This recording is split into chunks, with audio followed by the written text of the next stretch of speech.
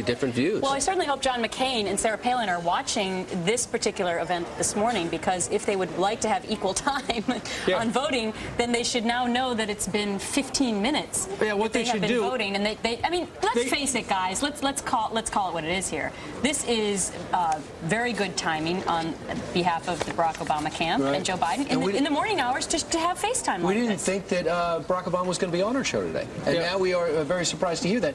Also, it could show someone's decision-making process. If John McCain goes in and goes out right away, that's his style. Now, Barack Obama is consulting others. Plus, as we pointed out, there are 2 full pages of judges, just local and jurisdictional judges that they've got to decide upon. Well, I think that it's an example of the deliberative process of the vote. And people should take their vote seriously, and they should understand that each vote counts. Now, if he were voting just straight ticket, that would have gone pretty fast, right?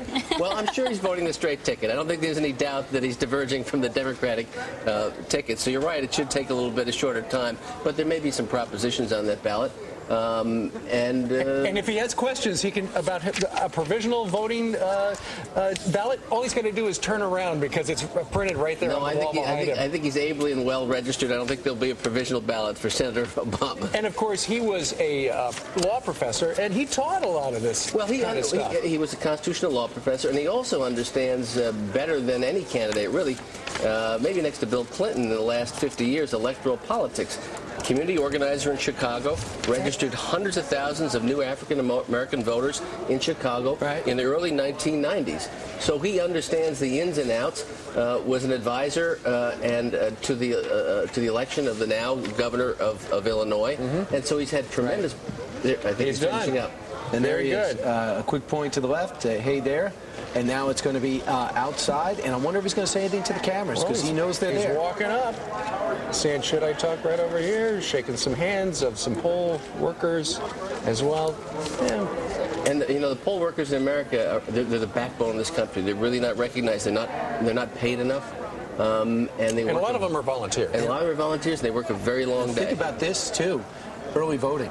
A lot of them have been there a week now, because the early voting, I think 30% of the country will vote early and didn't wait till Tuesday. Exactly right. And in some jurisdictions, people have been able to vote for the last week, the last month or so. What's interesting in the state of Wisconsin, and we were talking with John Fund about that, they're worried there could be some stuff going on up there, because this is one of those states where you can register and vote on the spot. You don't have to provide any identification as well. And now this is the time to hand off your ballot, and there is Senator Biden. Perfect timing. There is Senator Biden coming in now. He's been circling the block.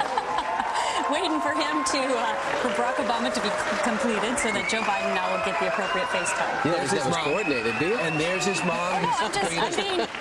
I'm just calling it as I see it. Right. Now he walks his mom inside.